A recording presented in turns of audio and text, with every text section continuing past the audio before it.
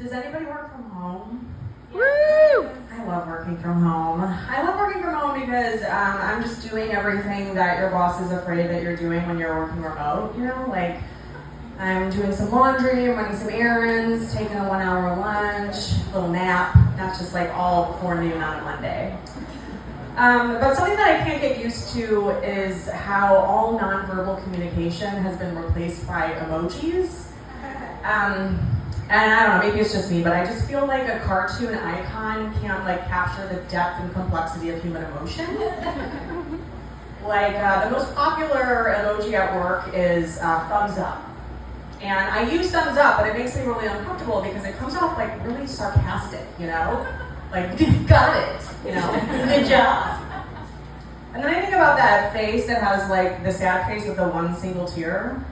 Like, could you imagine messaging someone to tell them like really, really bad news and they're like, that's how they respond? It sounds very much like, you know, like, I'm so sorry your grandma died, boo-hoo, one tear, you know? It's really rude. I know that we are all probably suffering from some mental health issues, myself included, but I just feel like we are doing pretty good considering. You know, like, do you ever think about how life is just a series of endless tasks that you don't want to do, but if you don't do them, then things are worse, and then that makes you think about how you're only on planet Earth for like so long, like this is so short. Even if your life expectancy is like 75 years, you're not guaranteed to live that long, and even if you do, you're going to spend like 12 to 16 of those years in school, and the rest of the time just trying to make ends meet.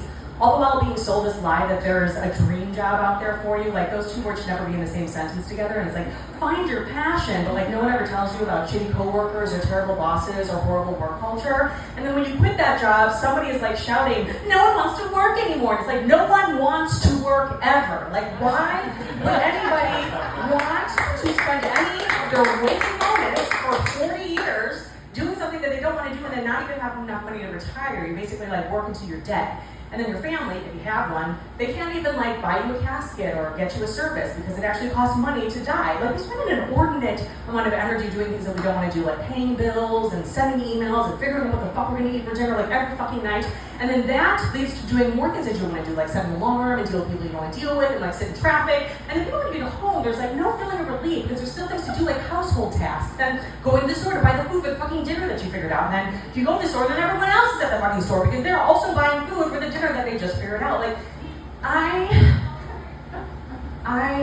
am supposed to be getting 8 hours of sleep a night, right? That's already a third of your day. And then if you don't get enough sleep, you wake up and you're tired and you just can't figure out what you're going to wear to work, right?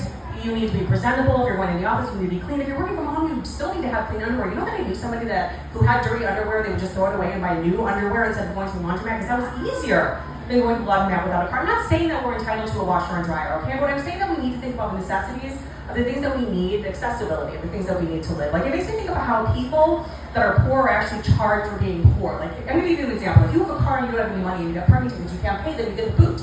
And then your car is towed, but you need that car to go to your job. So you don't have a car, you don't have a job, you don't have any money, then you can't pay your rent, then you're evicted, you're homeless, the homeless shelters are all full, and sometimes they're really dangerous, and then even when you get a job, it's really hard to get back on your feet because, you know, when you start a job, it's not like you're paid on day one, and then you have the eviction, and your credit's ruined, you can't get an apartment, and this is all because of a fucking parking ticket. You know, like, that's what it is living in America, right? Right? And I just, you know, poor people are more likely to gamble or play the lotto and are simultaneously the most generous of people. That's how our society works. Like, everyone in this room right now is like one parking ticket, one medical bill, one student loan away from the same fate. So I just think, considering all of that, like, we're doing pretty good.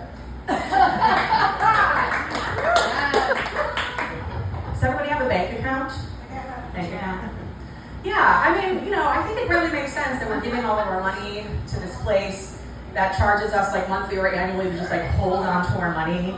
And then some of them want us to keep a minimum balance if we go below the balance and they charge us a fee.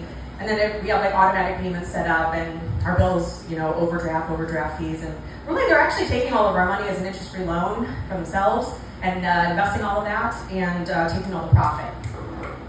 Do you know your credit score? Credit score is really important, right? Credit score determines if you're going to be getting a loan or a credit card. FICO is actually a for-profit company. They're worth $1.29 billion. And there's 3 credit agencies, but they don't actually all have the same information about you. You don't have any control over which credit agency a company pulls your credit score from. FICO actually has 15 different trademark calculations to figure out your trustworthiness as a borrower, but none of them include like your on-time rent or utility payments. Does anybody have student loans?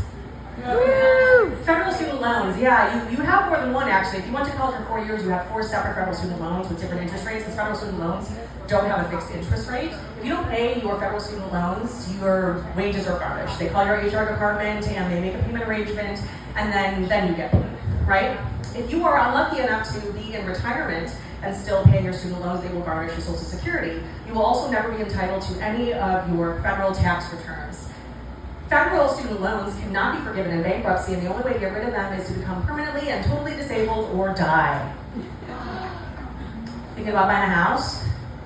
I'm sure you've heard like 20% down, but I'm not sure if anyone's told you about closing costs. That's about 6% of the value of the house that you have to have at the same time as down payment. Probably want some cash on hand for things like, home inspection or a lawyer. You're also going to need homeowners insurance and be paying property taxes. Don't worry about the last 2 though. If you don't put 20% down, lender's going to put you in escrow account. This is when they take like a prepayment before the bills are actually due, and because they're a bank, they're going to take that as an interest-free loan which they invest and then keep all the profit from. Another thing they do if you don't put 20% down is you have to pay PMI. That's private mortgage insurance. That's just like a random payment per month that you have to pay just because you didn't give them enough money at the beginning. The only way to get rid of PMI is if your LTV or loan to value is below 80%, and the only way to find the value of your home is to pay for home inspection. Your mortgage is amortized.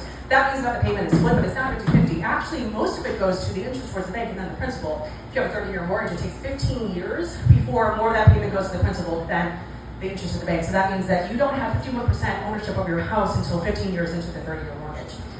I really hope that you guys are saving for retirement because if Social Security is even around when you go to retire, it's only going to cover about 1/3 of your cost of living. The difference between a regular savings account and a retirement savings account is that there's tax benefits, right? So the 401k and the 403b are employer-sponsored accounts. You're able to contribute up to $23,000. If you don't have an employer-sponsored account though, or you're unemployed, then you can only open an IRA and you can only contribute $6,000. The 401k was actually created on accident 4 years ago by a guy who just wanted to give his top people bonuses without the tax implications, and then other companies were like, I think that's a great idea, but it all like relies on the assumption that anybody even has extra money to retire after they pay for their cost of living and the rest of their debt. And then you have to take the money and invest it in the stock market, and like no one can actually predict the stock market, so we're just like crossing our fingers that it all works out. But because of compound interest, the time is actually more valuable than money. And so if you wanted enough money to retire, then you need to start before you're born. That's my time. Thanks so much.